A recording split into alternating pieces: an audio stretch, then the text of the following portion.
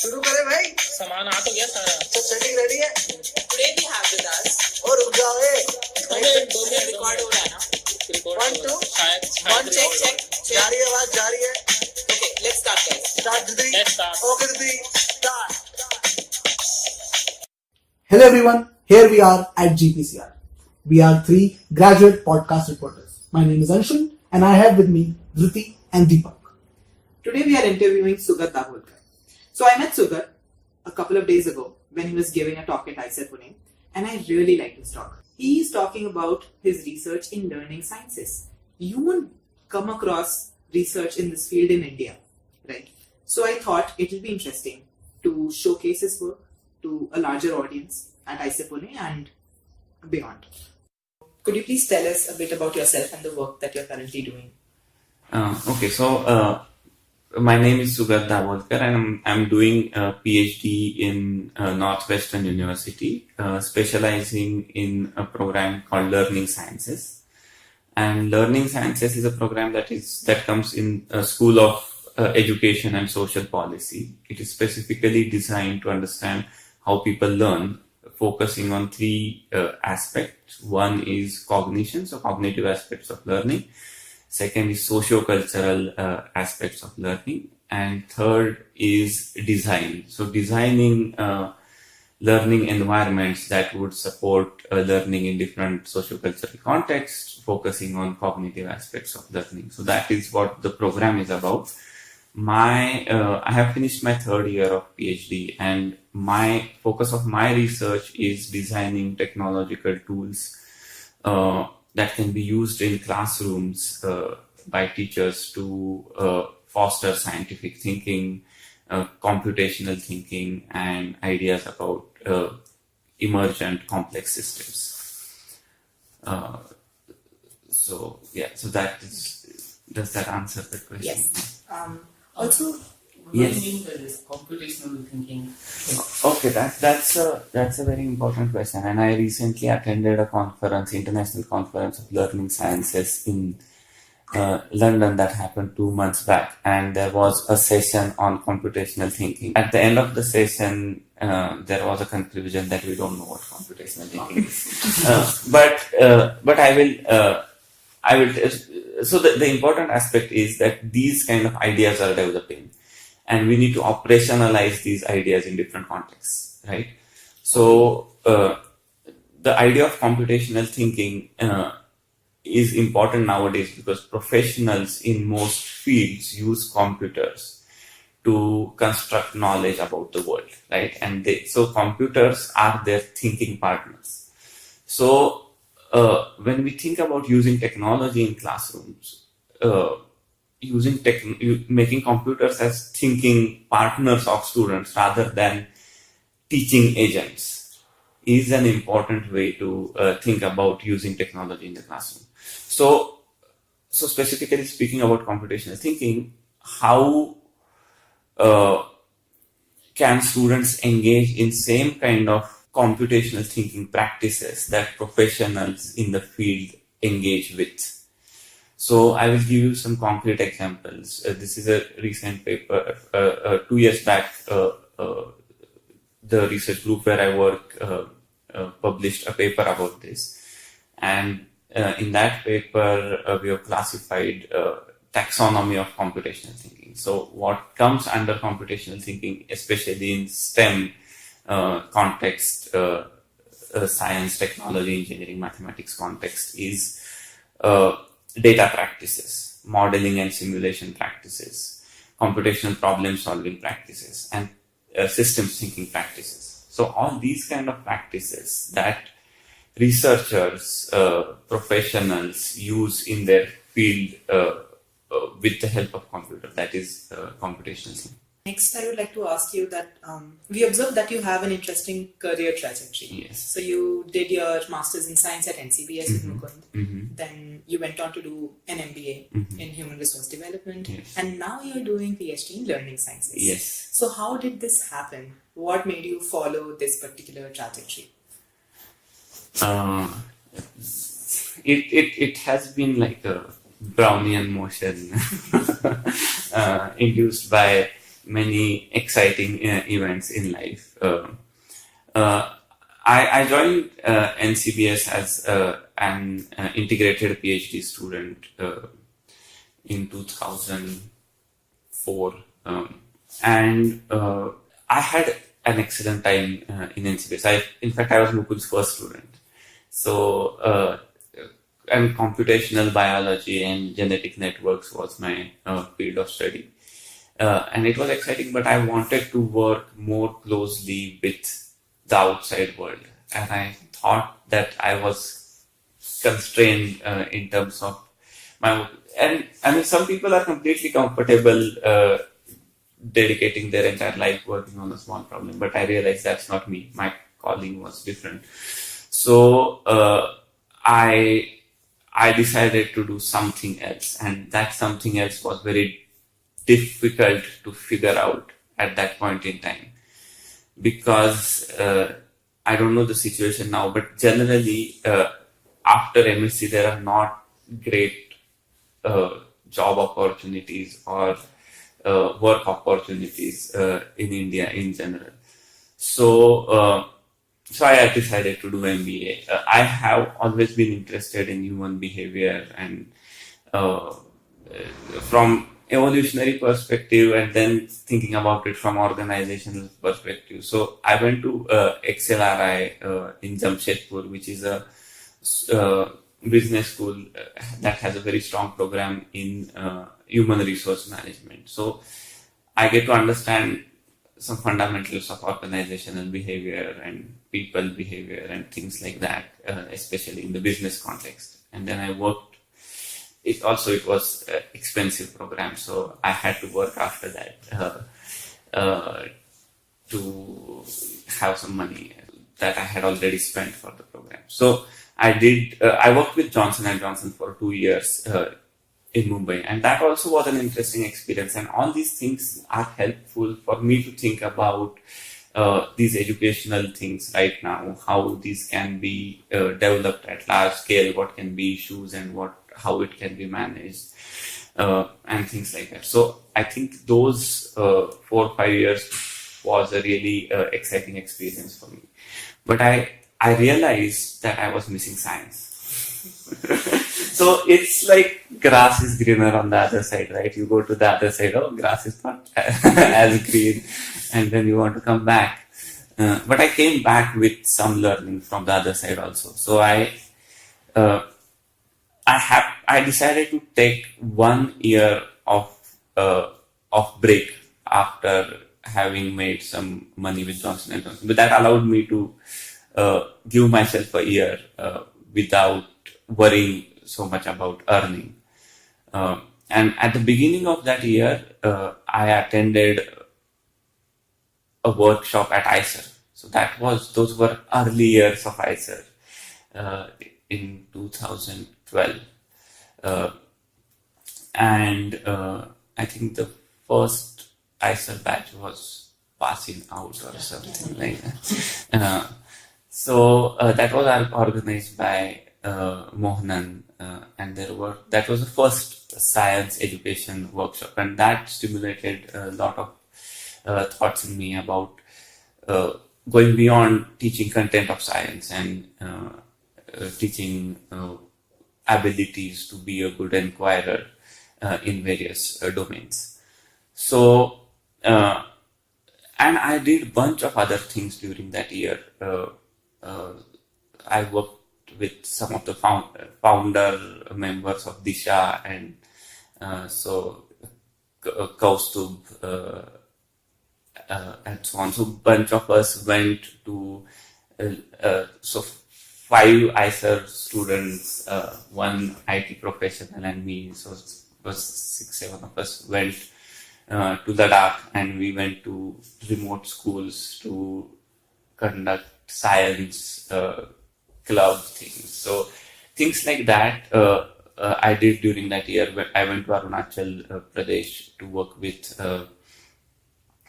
spent a month there within a government program to teach tribal students there. I went to Dantewada, where Praneet Singha, another ICER student who's working there and has started Bachpan Banao organization. So went there to conduct a science camp for 3 days. So I was involved in various science education activities during that year. And then I realized that I should start working in this field. So I took up a job in Chennai in a company called Hey Math, and they wanted to start a division called Hey Science, and they wanted to build educational technology tools for teachers to use in the classroom. And as I started working there, I realized how technology development in this field is governed by market demand. So most of the tools that are out there are just what the market needs to succeed in these competitive exams and things like that. They are not really designed to teach students the real exciting ideas in different disciplines. So, and I also realized that I know so little about how people learn, right? Because I have never had a training in how people learn. And when I started reading about it, I realized the world also knows very little about how people learn. So there are places where people are trying to learn about these things. And I started looking up, and I then decided to do PhD. So Northwestern University is one of the pioneering institutes. In fact, the program in learning sciences started at Northwestern University about 35 years back, and now it is at various places in the US and all across the world. So the conference that I mentioned was International Conference of Learning Sciences. In India also there are some places where this field has started. So the idea of learning about how people learn is something that I got interested in with the perspective of making a positive change in the world. And so I joined this PhD program. Okay. So you spoke about how the current system and also the same one that we all attended, the school Yes. system, is probably not what we need, Mhm. and it's quite different from what you're proposing in your work. Mhm. That's how it should be. That's what Yes, you're proposing. yes. And also the technological tools out there, they're also focused more on competitive exams and other things. So how would you compare scientific inquiry based learning and teaching methods and the current education system? And how do you think that scientific inquiry based models could be implemented and introduced, maybe slowly, gradually, but eventually in the Indian context? Yes. So the first question is, what is wrong with the existing education system? And there are people who take a stance that everything is wrong about it. I don't want to take that extreme stance. There are several things that are wrong, especially in science context. There is the almost complete focus is on teaching scientific content rather than teaching the process of constructing knowledge using science, right? So you all are PhD students and you are now being trained in this process of constructing knowledge about the world. You take a research problem and then find ways and methods to figure out that knowledge. And then that knowledge becomes important, and it's important to know that knowledge also in schools. But the sole focus of school is to give that knowledge. Newton's laws, kinetic molecular theory, what is there inside a cell and things like that. All that is content knowledge. But the process of constructing knowledge about the world, how to actively participate in that process and how to construct that knowledge is completely missing. And I think that needs to be incorporated. So it goes beyond just understanding what is a hypothesis, what is control variable, what is independent and dependent variable and things like that. It is about taking a problem that is genuinely interesting to you within a context and using a scientific process of constructing knowledge about the world. So I think that needs to be incorporated. And for that, one of the ways of doing that is using computational models, which can act as micro worlds. So if these models are have realistic representation of the real world phenomena, then students can play around with these models, make observations, and then try and collect evidence to support those observations. And then they can engage in the process of scientific inquiry using these micro worlds on their computer screens. So the idea is that real world phenomena modeled in a specific way, preserving real world principles. So these are not toy models. So what I use is a software called NetLogo, which is an agent-based modeling software, which is used in all kind of cutting-edge research in complex systems, and which is also used to teach students from 3rd grade to 8th grade. So it is a computational platform that has capabilities of making authentic representations of real world phenomena using emergent systems principles. That's why I call these emergent systems microworlds. So these ESMs preserve authenticity of natural phenomena within certain bounds, but fairly realistically, and students get an opportunity to learn that using a scientific process of learning about the world, right? So in this case, they learn about microworld, and the idea is then they should be able to extend this learning when they actually start learning about the world. So in Indian so I have been doing this work for past 3 years. I work with students and I have taught this. So I have designed these models. I have taught courses that are about genetic regulation and so molecular mechanisms of genetic regulation, which are typically dealt at BSc, MSc level. Some of the students, even biologists, they don't have a deep understanding of how that is linked to evolution and things like that. In my experience, within 3 to 4 weeks of rigorous involvement with these kind of models, students can develop genuinely deep ideas about these fundamental important concepts in modern biology, which are now making their way in school education, but they're taught as just remember this and things like that.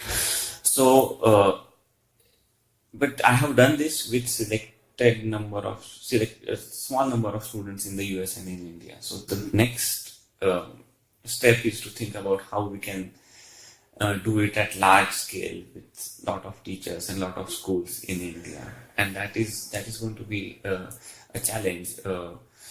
But when we think about education and when we think about, then we have to think about future, because the students who are now in 5th grade, they are going to be professionals 10-15 years from now, and the world is going to look very different. So it is our responsibility to prepare them, considering what's going to happen after 15 years. It's very hard to predict. But one of the things in which the world is moving is computational thinking and using computational tools. So incorporating these computational tools in existing curricula, like biology, chemistry, mathematics, and using those disciplinary ideas with computational tools is more realistic to reach at a wider level, because if there is a different course for computer sciences, how many teachers we have to teach that course, what gets taught, and whether it's authentic or not, and things like that all are big issues. So the idea is to incorporate these computational models in existing biology, chemistry, physics curricula in high school and even at undergrad level, and then see how teachers can use those for students to engage meaningfully in constructing knowledge about these microworlds, and then learn this process of constructing knowledge. So just tell me if I'm getting it correctly. So is it like suppose I want to learn some physical law, and one way to learn is just learn the law. Yes. And other way is to go to lab and do some experiments and try to fit your observation to some kind of knowledge. right? Which will eventually will be the law that you earlier just remember, right? So you're trying to make some realistic computational simulation which will represent those lab experiments. Yes. And depending upon those observations, we can come up with the law itself, right? It's a slow process compared to describing it. Yes. So you are partly right, but these are not designed as experiments. These are designed as systems. Okay. So it's like giving students a bacterial cell and say, okay, do experiments with it. Okay. So what they're given is not an experiment, but a system. And then they can design their experiments. So they can make observations, they can design experiments, and then they can figure out those laws. Okay. So that is even more active process than saying that, okay, you should do this experiment to learn this. Protocol is not fixed. You can design your own protocols. Yes. Create your own observation dependent. Yes. Right? Yes. I have a question. So, in terms of training the teachers to be able to implement this in school, right? Certainly, for example, if you go and implement this in a school, it will be easier for you because you know how to demonstrate this. But the teacher themselves are not trained to implement this in the schools. Yes. So, in examples that you have had in the US and India, who are the people who are doing it? Were you doing it yourself? And are there people, or is there an eventual plan to implement the training of these kind of models in teacher training? Yes, that's a very important question. And yes, so training teachers is extremely important when such kind of tools are to be used in classrooms. And so in my work, I do both things. So in fact, I do three things. I do designing of these kind of environments. I conduct courses myself, so I teach students. And third is I work with teachers and teachers. So all of these are, so when I say I, it's a team of us in all these three aspects. So designing, teaching, and working with teachers. And working with teachers is communicating the broader philosophical ideas about how education should be and how these tools allow us. So teachers are also design partners in this space. It's not that we are training teachers, but with teachers we are trying to make sure that these models become useful for them to use in the classroom. So they are our design partners. And then the idea is that teachers will, so in the US, so this is not happened in India, or specifically in my work. In my work, I have been working with teachers in the US, and they have used these models in their classrooms. And we have very exciting outcomes in those classes. So, continuing on what he asked, if let's say a teacher wants to come up with such a model based on your work in India, or we have now clusters of these people. For example, we have one in ISER called the Center of Excellence in Science and Mathematics Education. Yes. Let's say they were to train a few people. So how should they go about it? Is there a training module which could be developed for the Indian education system, and then more and more people could be trained? Yes, so this model needs to be adapted and customized for Indian education system. So this week I'm spending at Center for Excellence in Science and Math Education, COSME. And COSME has been doing phenomenal work all over India, reaching out to a lot of teachers. And this can be an addition to that work to make it easier for teachers to incorporate inquiry-based ways of learning in their classroom. So I have been discussing with them about how this can be incorporated in their existing programs. So that is one way of going about it. The major difference is many schools in the US, it's possible for every student to have a laptop. And so we don't have as many schools in India where each student can have a laptop. So we have to think about a different way of doing it. Whether it can be done on a smartphone with a teacher and a projector, can it be done, and how it can be engaging for all students. Another thing is class size.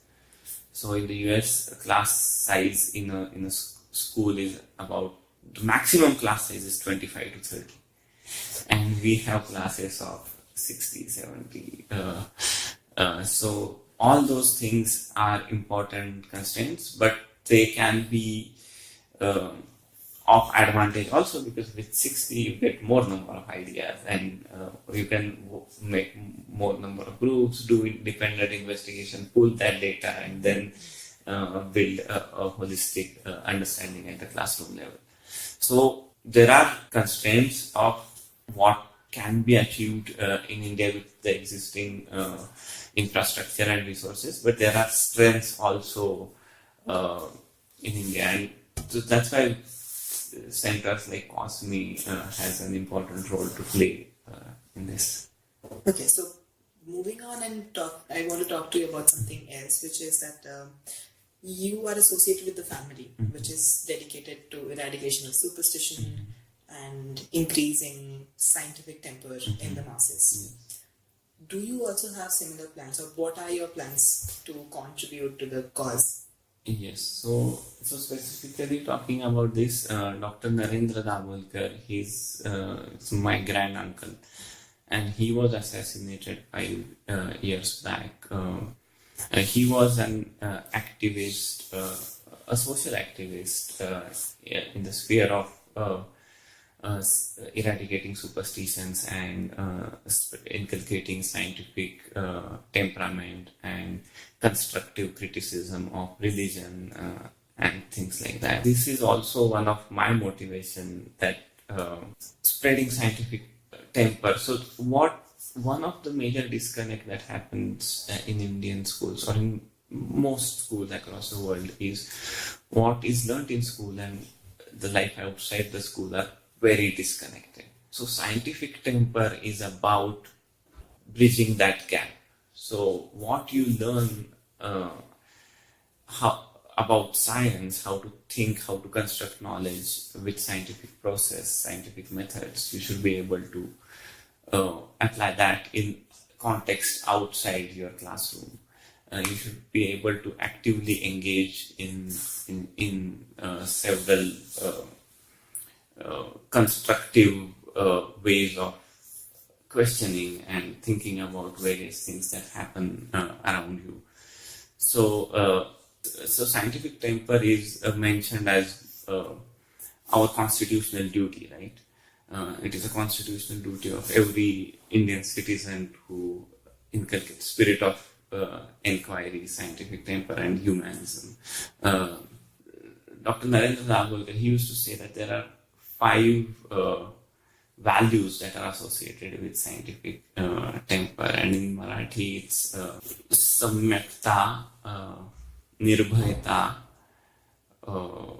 namrata, shodhakta, and the 5th one is it's autonomy. So I have tried to translate it. So basically it's so in order to take what you have learned in a classroom and apply it to various spheres in your life outside classroom, you have to imbibe these kind of values, which include autonomy, holistic thinking, fearlessness, inquisitiveness, and modesty. And so modesty is important in the sense that science is modest.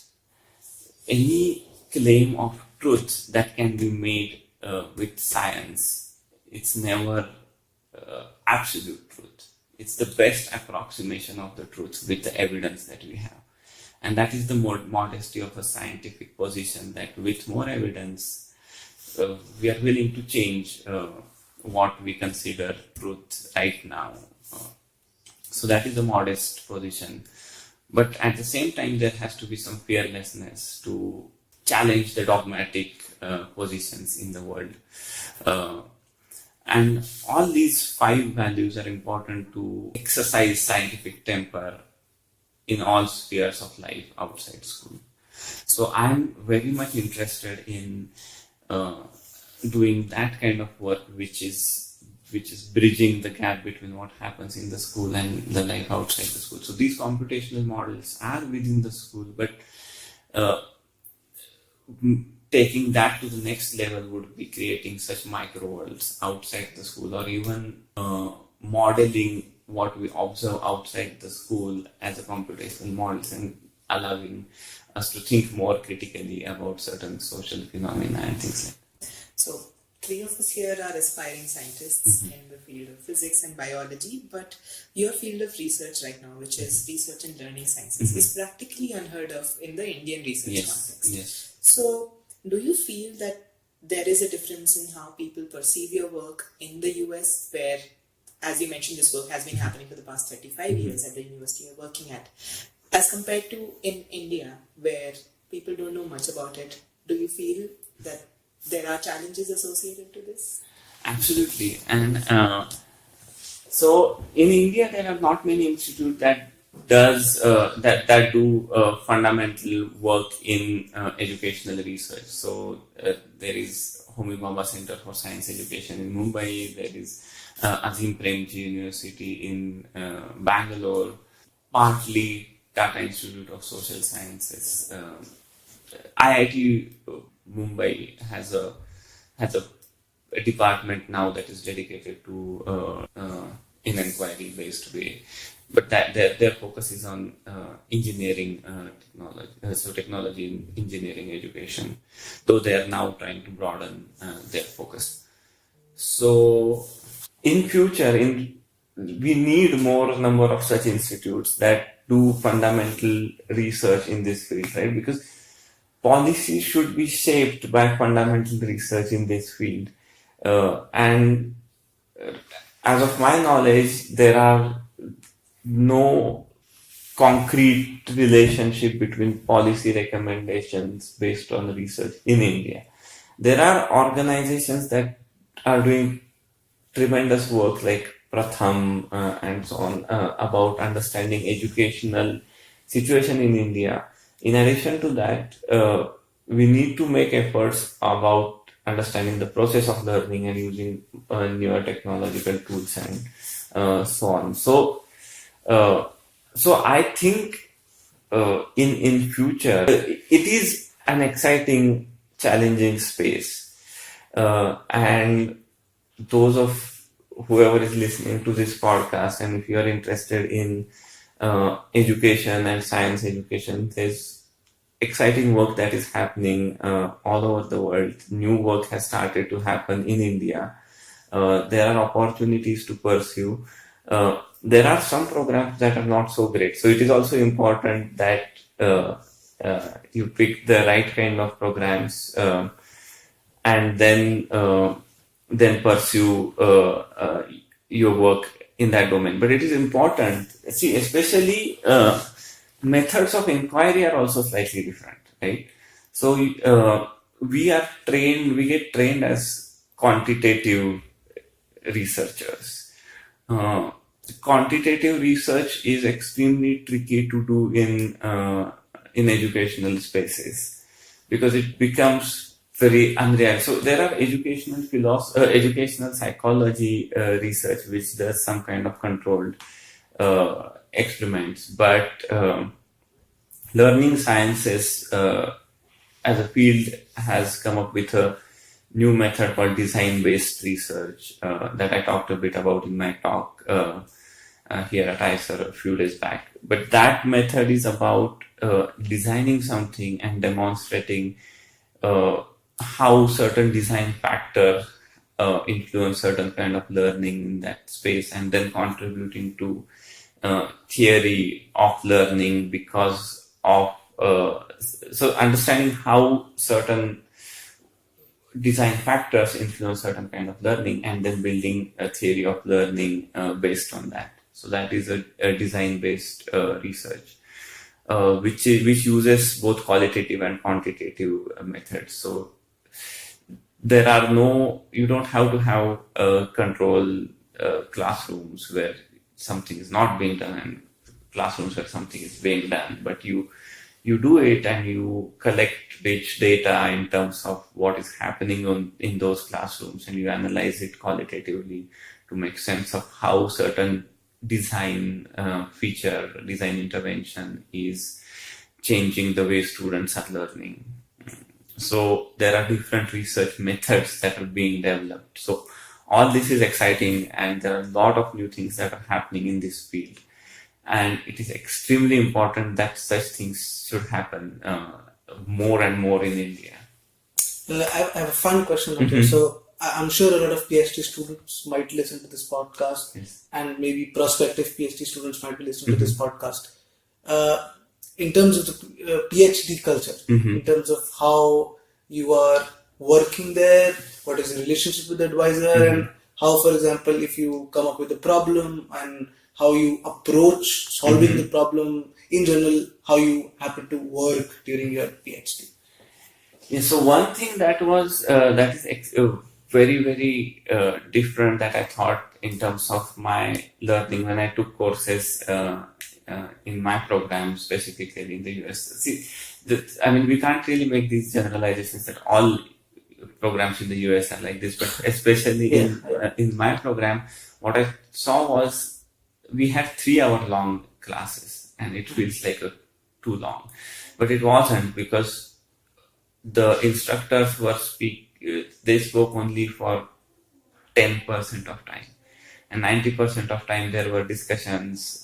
We used to make charts and express our ideas and discuss with others and build understanding with each other and so on. We had 4 courses on research methods. 2 courses on qualitative research methods, 2 courses on quantitative research methods, and we had some specific courses on specific areas in learning sciences. So the way these courses were taught was very different, and it was an amazing learning experience, especially for me.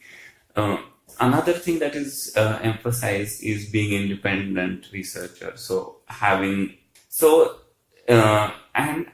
some management background, I think PhD is like a startup. So you have to have that idea that, okay, this is mine. This is not my advisor. I'm not doing work for my advisor. I am doing work for myself. This is something that I'm excited in. This is something that I want to figure out. Your advisor is like a venture capitalist in startups. So you get some resources, some inputs, and so on. But it's your baby, so you have to grow it, feed it. So thinking about PhD like that, and then it becomes extremely important, because you have to be a good communicator also. You should be able to communicate what you are researching on, why you are researching, why that is an exciting question, and you should be able to convince that even to your advisor, even if she or he works in the same field, right? But that is, I think, an important attitude towards PhD, that it's 100% yours, not even 99%. So then things look very differently, because otherwise we have a lot of expectations from our advisors, and it's natural to have those expectations. I also have expectations from my advisor, and I sometimes get frustrated when those are not met. But dealing with those frustrations is also important, and then thinking that, okay, this is what is mine. I want to do it, and I have to. So my advisor, it doesn't give time or replies late or not, doesn't read my thesis or my papers and so on. All these things happen everywhere in the world. But then what can I do to make that happen? What can I do to change? Are the kind of questions that we should ask ourselves. There are certainly very 2 good takeaways from here. One where you mentioned that in the way you learned and had courses while you were starting your PhD was that 10% of the time the instructor was actually speaking and 90% of the time, students were interacting and there were things happening in the class. Versus how we have actually been Yeah, I taught think it's here, the other that way for us. where 90% of the time instructor is talking and 10% of the time maybe students happen to get involved in lectures. Where the word lecture itself here means, it's not necessarily a active form of teaching. So that is certainly a very nice takeaway. And the second thing I think very important you mentioned is that PhD in some sense is a startup for all of us, and the advisor is a venture capitalist. I think that's a very good analogy and would generally help us to understand that this has a lot to do with self-motivation, and every project that we work on is certainly something that we work on, and advisor is generally there around to help us. Yeah. If we talk about this computational techniques that you talk about, to me it looks like in normal schools also. So suppose in a year you have to cross a level, right? So the incentive, we resort to this other techniques where we just learn the laws and everything. Just when this teacher tells us and we just remember those. Is to pass in the exam, right? At the end of the year. Yes. So if that exam thing is still exists, and if you apply this computation techniques, which is a slow kind of procedure, because it's learning takes time. Yes. Right? So if this exam still exists, then how do you think the implementation, how will you implement Or do you think changing the kind of exams that we have slightly, adapting to the introduction of scientific inquiry-based methods would help? Yeah. Maybe I can slightly modify the question by saying that there is certainly a system in place right now, and there is a system that you might be proposing. A complete overhaul of the current system is definitely not possible. Can these two systems coexist with each other? Yes. So all these three are very important questions, and yes. So the system that exists, and these are the questions that I grapple with a lot because there are no easy and no clear answers. There are existing exams, and after 7th grade, 8th grade, 9th grade, now everybody is trying to prepare for competitive exams. There are classes, and now there are apps and things like that just to prepare for exams. And those are the challenges that we who care about broadening scope of education, goals of education, and making it more relevant for students, we have to face all these challenges. We have to work with the system, overhaul of the system. It's good if it happens, but it's going to take time. It's going to take years, 20 years, 30 years, if at all it happens, or maybe it will never happen. But we have to find ways to infiltrate the system. So having these kind of questions in exams is one way, or having other exams to assess these kind of abilities.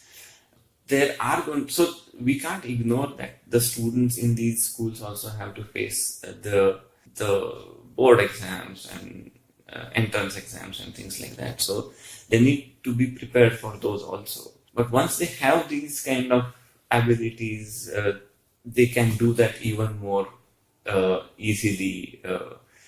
So I, at least as of now, I'm thinking even in a class, 10 to 15% of time over the year. So 10 to 15% of classes, if they are spent in learning these kind of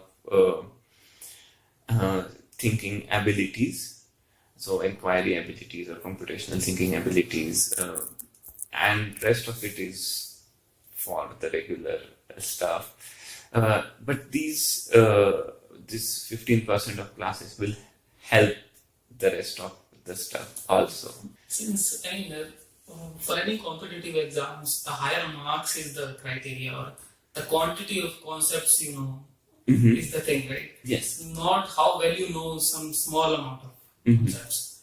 So I feel that exams should be treated in such a fashion that learning should be the drive rather than how many concepts you know, right? Yes, I agree 100%, and that is the ideal world where we should strive. But till that happens, we should be able.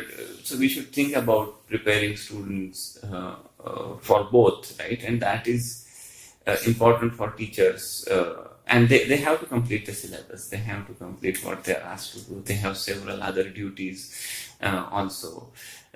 Teaching job is not something that is sought after in India. So there are so many issues, not just from having less number of researchers in a field of education, but teachers are not paid well, teaching is not a sought after job, and so on. So all these exams are extremely content oriented and based on memorization or even application of certain ideas, and not necessarily testing your abilities to think and learn and things like that. So the challenge is huge, and that's why it is exciting to be in a space that is challenging, because then you can contribute. Sometimes it gets overwhelming, but but it makes it exciting also. Thank you, Sugat. This Yeah, was such a thank fun you. conversation. Yes. I hope you had fun too. Absolutely.